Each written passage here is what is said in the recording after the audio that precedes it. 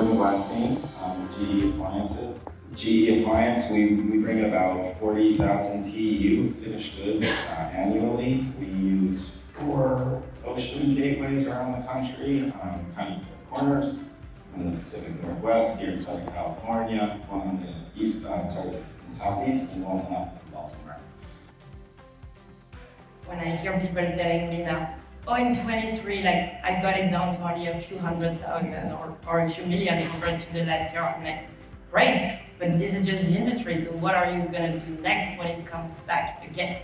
So I think being proactive and having our system of records with all the documentation and proofs that we're talking about is sort of a risk management, and it's better to put it in place now that it's not the pandemic, the next Red Sea crisis, or the next labor strike, and we can have that evidence in place.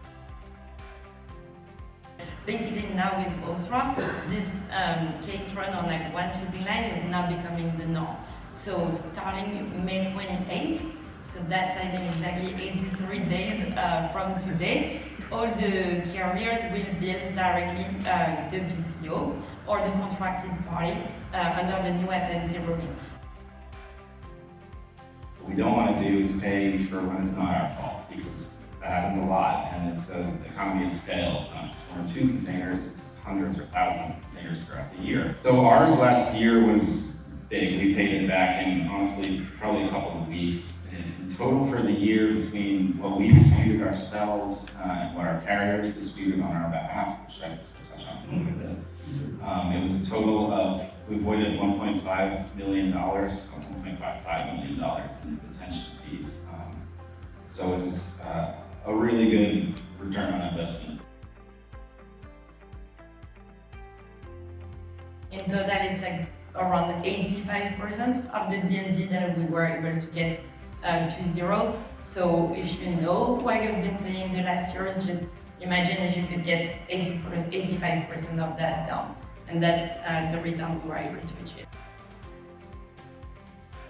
We're really bridging the gap between the operations and the finance. So the finance team looking at the bills generally is only empowered with your contract rates, or what we call a static match. So they're looking at the contract rate, they're looking at the dates, and they check the boxes. So good or bad, that spots about 10% of data inaccuracy, and that usually leads to no money savings.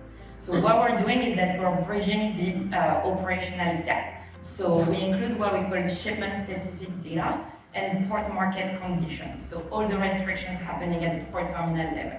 Again, in every US and Canada port gateway and railroads. So we're able to know what was the container availability and very specific data, like was there an appointment available for the pickup of the container? Was the container in a closed area and so it was not accessible?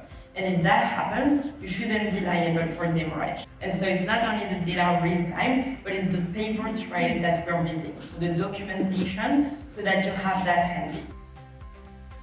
On that, we actually used this year, I don't know if any of you have had the same experience, but we started receiving the bills directly from specific carriers. So we used this year internally to iron out that process, see what it took, see what, how impactful it was, see what our results were. And we worked with BlueCargo to even change some of the screenshots you guys were taking to help the success rate with Maersk. So it made it a very easy and seamless process, especially with the AI tool. So I would say take that inside your organization.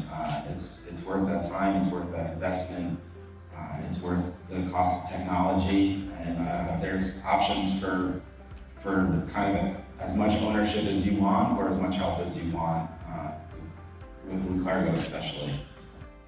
How do you go about evaluating such a solution? Well, in many instances, there's no other provider that has the same scope as BlueCargo around the country at all the ocean gateways, combined with the AI tool and the ease of using their system. So it's a combination of things, plus the way they capture their own data and the amount of containers that their systems are built to handle. There are reasons other than one competitive company versus another competitive company. It's actually about the quality of the technology and the reliability of the data and the reliability of the auditing process.